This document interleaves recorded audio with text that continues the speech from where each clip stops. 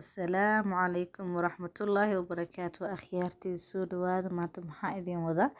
maanta condensed milk idin wada ama caanaha macaan ama xaliib mukasaf sida aad u taqaanidba caanahan waa caanihii maalin hore aan ku sameeyey rootiga aan sameeyay aan dusha kaga shubay rootigaas haddii aan soo daawanin dib ugu laabo janaalkeena waad kasoo helaysaa marka caanahan dhowr nooc loo isticmaalo dhowr waxyaabood ayaa loo isticmaalaa gadaal ayaa idinka sheegi doonaa hadda meeshan maxaan ku haystaa waa caano laba koob oo caano kaamila dasam yacni caano full cream ah ama caano subag leh oo laba koob ah iyo koob sokor caadi ah ayaan haystaa baking soda haystaa gadaal uga darsan rabaa insha Allah waa walaaqa dabkana dab oo yacni dhexdhexaad ah ka dhigay hadda dabka kor u qaad wixii caano oo burinayaan way ka daadanayaan marka dab dhexdhexaad ka dhig insha Allah wuu soo burinaa oo isku soo noqon hadda kana soo sameeyay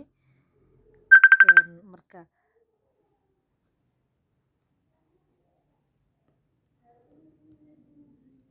caanaheena way noo soo buriyeen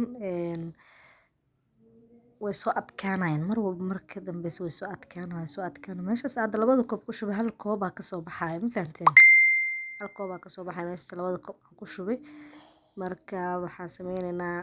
markii si fiican u karkaraan walaaqno dabkana dab daciif uu yahay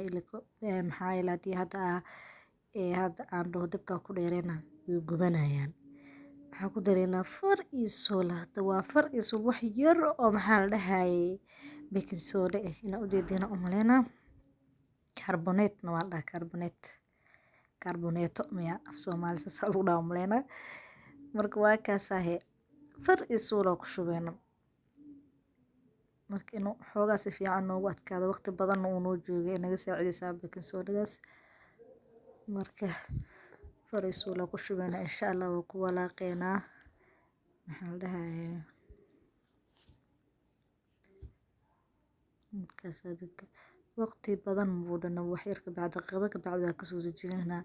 muhiimadana caanaha aysan zaa'id kaaga gursanin hadduu zaa'id u gursado yacni socodka caanaha ayaa dhumaayo waxay kaa noqonayaan caano fadhiya camal caano baraa wixii la dhihi jiray mataqaanaa camalay kaa noqonayaan soo maxay haday ha ka badinin dabka ha ka badinin muddo ha ku haynin yacni inay hoos kasoo guduutaan oo midabkooda isbedelo ay kaa noqonaysaas